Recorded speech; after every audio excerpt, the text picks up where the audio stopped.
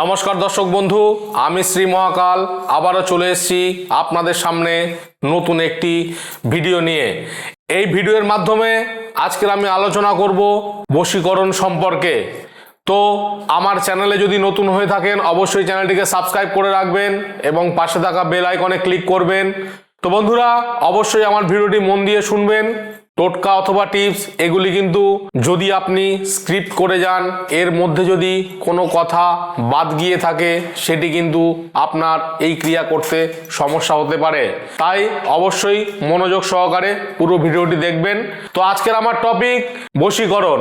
কিভাবে আপনি আপনার হারিয়ে যাওয়া ভালোবাসা বা আপনার কাছের মানুষ, মনের মানুষ যদি আপনার থেকে দূরে সরে যায়, তাকে আপনি কিভাবে আবার আগের মতো করে নিজের কাছে ফিরিয়ে নেবেন, সেটি কোনো তান্ত্রিক অথবা জ্যোতিষের কাছে না গিয়ে, হ্যাঁ বন্ধুরা ঠিক শুনেছেন, জ্যোতিষ তান্ত্রিক কারোর কাছে না গিয়ে আমি আজকের আপনাদের সামনে একটি ঘরোয়া টিপস নিয়ে চলে এসেছি, যেটি করলে আপনার কিন্তু মনের মানুষ, কাছের মানুষ সে আপনার জন্যে অবশ্যই আকৃষ্ট হবে।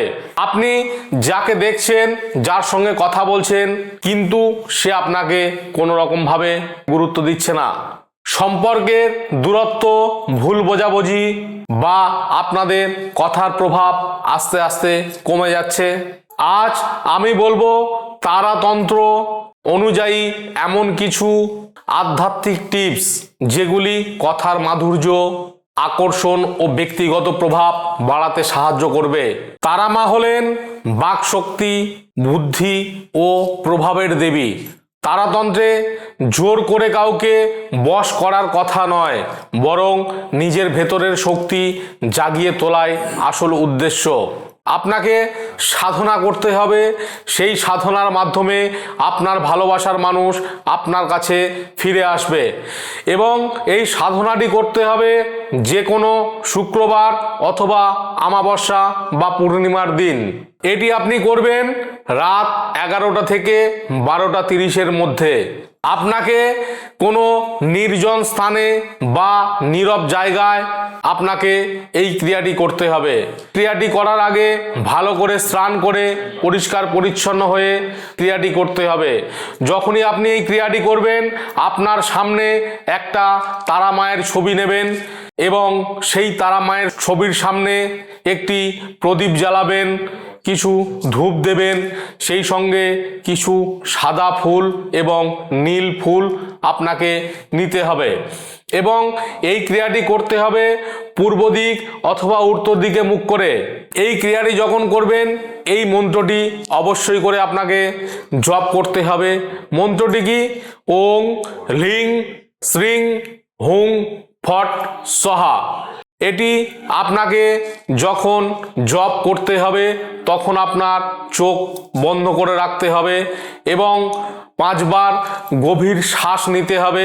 তারপরে তারা মায়ের রূপ আপনাকে কল্পনা করতে হবে এবং কল্পনা করার পর আপনাকে 108 বার এই মন্ত্রটি জপ করতে হবে এবং জপটি শেষ করা হয়ে গেলে তখন আপনি তারা মায়ের উদ্দেশ্যে, মা তারা আমার কথার মাধুর্য ও প্রভাব দান করেন, এই রকম বলে আপনাকে মাকে প্রণাম জানাতে হবে।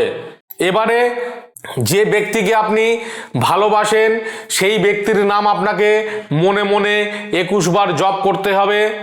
জপ করার পরে ওই সাদা ফুল আর নীল ফুল যেটি নিয়েছিলেন সেটি নিজের হাতের মধ্যে রাখতে হবে এবং যখনই ওই ব্যক্তির নাম আপনি মনে মনে স্মরণ করবেন 21 বার, স্মরণ করার পরে সেই ফুলগুলি নিয়ে মায়ের পায়ে আপনাকে অর্পণ করতে হবে।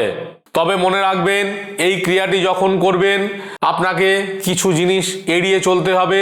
সেটি হলো মদ, মাংস এবং যে কোনো নেশা আপনাকে এড়িয়ে চলতে হবে এবং মিথ্যা বা রাগ এ সময় কিন্তু আপনার কমাতে হবে বা অহংকার এ সময় একদম কিন্তু করা যাবে না। তারা মা শুদ্ধ মন ও বাক্য পছন্দ করেন। মনে রাখবেন, তারাতন্ত্র কোনো কিন্তু জাদু নয়, এটি আপনাকে দেবে আত্মবিশ্বাস, কথার প্রভাব, সম্পর্কের ইতিবাচক পরিবর্তন, ভক্তি, ধৈর্য, ভালোবাসা উদ্দেশ্যে আপনি এটি যদি করতে পারেন, ফল অবশ্যই আপনি পাবেন। তো বন্ধুরা, আমি যেমন ভাবে বললাম এই রকম ভাবে আপনি প্রথমে এই মন্ত্রটিকে ভালো করে জপ করবেন এবং জপ করার পরে কিভাবে কি করতে হবে সব আমি এই বিস্তারিত ভিডিওর মাধ্যমে আলোচনা করেছি। আপনারা এই রকম ভাবেই ক্রিয়াটি করবেন, অবশ্যই আপনারা ভালো কিন্তু রেজাল্ট পাবেন। যদি আমার চ্যানেলে আপনি নতুন হয়ে থাকেন, অবশ্যই চ্যানেলটিকে লাইক করবেন, অবশ্যই চ্যানেলটিকে সাবস্ক্রাইব করবেন আর কমেন্টে লিখুন জয় মা তারা।